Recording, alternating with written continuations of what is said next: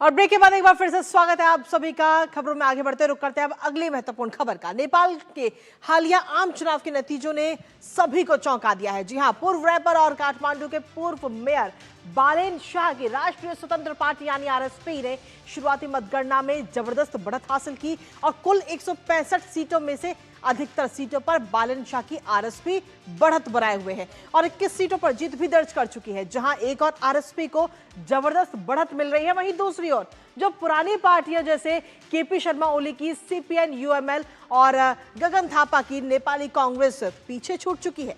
दरअसल इस बार का जो ये चुनाव है वो अपने आप में बेहद ही खास रहा, क्योंकि पिछले साल नेपाल में जनजी विरोध प्रदर्शन हुए थे जिसकी वजह से सरकार गिर गई थी और ये प्रदर्शन हुए थे भ्रष्टाचार, भाई भतीजावाद और पुरानी राजनीति के खिलाफ। लेकिन अब एंट्री हो चुकी है बालेन शाह की और जिनके अब पीएम बनने के पूरे आसार इस समय नजर आ रहे हैं। जानेंगे लेटेस्ट अपडेट, लेकिन उससे पहले सीधा दिखाते हैं आपको जनजी ने सरकार में कंफर्म। जी हां, अब की बार जनजी सरकार नेपाल में और बड़े उलटफेर की ओर इस वक्त नेपाल नजर आ रहा है। बालेन शाह पीएम बन सकते हैं, नेपाल की कमान उन्हें मिलती हुई नजर आ रही है और बहुमत के आंकड़े को आरएसपी अभी तक पार कर चुकी है। आरएसपी की अगर हम बात करें तो 21 सीटों पर जीत भी दर्ज की है और फिलहाल की अगर हम देखें तो 95 सीटों पर इस समय अच्छे खासे मतों के अंतर से आरएसपी इस समय आगे चल रही है। हालांकि मतगणना की अगर हम बात करें तो वो अभी भी जारी है। इसके साथ ही झापा से जो बालेन शाह हैं उनको भी अच्छे खासे वोटों का अंतर है और पूर्व पीएम केपी शर्मा ओली इस समय अच्छे खासे वोटों के अंतरों से पीछे चल रहे हैं।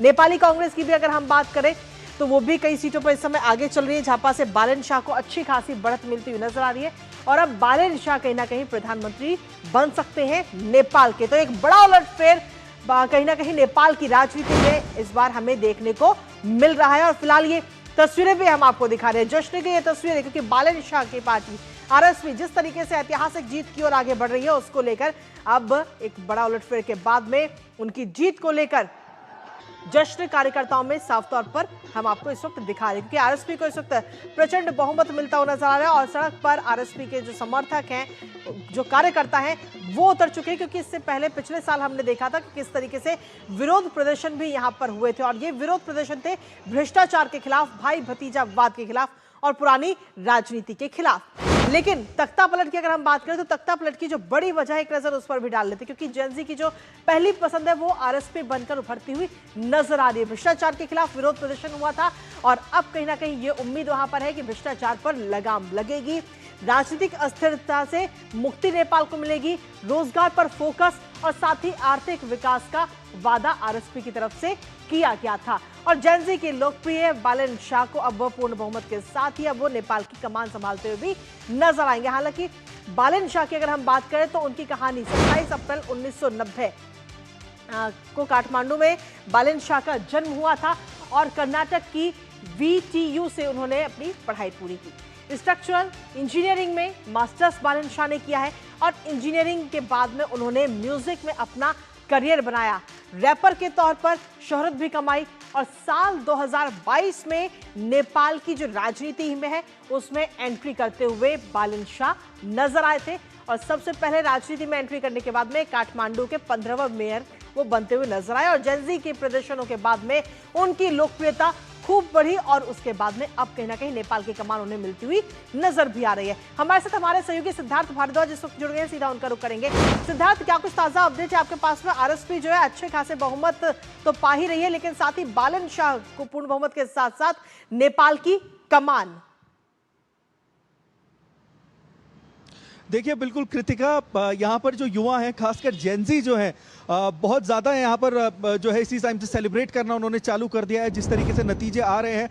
हालांकि मतगणना जैसे कि आपने बताया अभी चल रही है, लेकिन अगर नतीजों की बात करें तो यह साफ तौर पर दिख रहा है कि जो हवा है वो बालेंद्र शाह के फेवर में बहती नजर आ रही है। हमने यहाँ जेनजी से खासकर युवाओं से भी बात की, उनका कहना है कि हम बहुत खुश हैं जिस तरीके से नतीजे आ रहे हैं और कृतिका ये काफ़ी हद तक ये एक्सपेक्टेड था कि बालेंद्र शाह जीतेंगे इन चुनाव में। हालांकि हम पहले ये बोल रहे थे कि बहुत इंटरेस्टिंग चुनाव है, कुछ कहा नहीं जा सकता कि किस तरफ हवा चले, कौन जीते, क्योंकि ये लड़ाई जो थी यहाँ पर वो ओल्ड ट्रेडिशनल पार्टीज और न्यू लीडर्स और न्यू पार्टीज के बीच में थी। लेकिन अब जिस तरीके से नतीजे आ रहे हैं साफ साफ पता चल रहा है कि बालेंद्र शाह शायद प्रधानमंत्री बन जाएं। बहुत साफ होता चला जा रहा है और यहाँ पर लोग जश्न मना रहे हैं। काठमांडू में भी कुछ लोगों से बात करिए तो बहुत खुश हैं। उन्होंने कहा कि हमने बालेंद्र शाह को ही वोट किया था और हम चाहते थे कि बालेंद्र शाह ही जीते। और जिस तरीके से कृतिका पिछले साल जेनजी आंदोलन हुआ और जेनजी यूनाइट हुए एक कारण के लिए, और उनका मुख्य कारण था देश से भ्रष्टाचार को हटाना और साथ ही साथ युवाओं के लिए अवसर पैदा करना, वो उन्हें अब होता हुआ नजर आएगा। बालेंद्र शाह की अगर बात करें तो उन्होंने मैनिफेस्टो में अपने कृतिका जब कैंपेनिंग हो रही थी तो उन्होंने वादा किया था करीबन 1.2 मिलियन नौकरियां लाने का और साथ ही नए नए अवसर पैदा करने के लिए, हेल्थ इंश्योरेंस करने के लिए लोगों के लिए। इन सब कारणों की वजह से जेनजीज का जो झुकाव है वो उनकी तरफ दिख रहा है साफ साफ, और उन्हें ये बहुत उम्मीद है कि बालेंद्र शाह जब पावर में आएंगे तो युवाओं के लिए, यहाँ के लोगों के लिए भला होगा। लोग यहीं रहेंगे, उनको यहीं रह के अवसर मिलेंगे, वो अपने ही देश में रहकर काम करेंगे। सो साफ साफ ये लहर बालेंद्र शाह के फेवर में यहाँ बहती नजर आ रही है। कृतिका। सिद्धार्थ, इसके अलावा जो पुरानी पार्टियां हैं उनका प्रदर्शन बहुत ही खराब इस बार नजर आया है।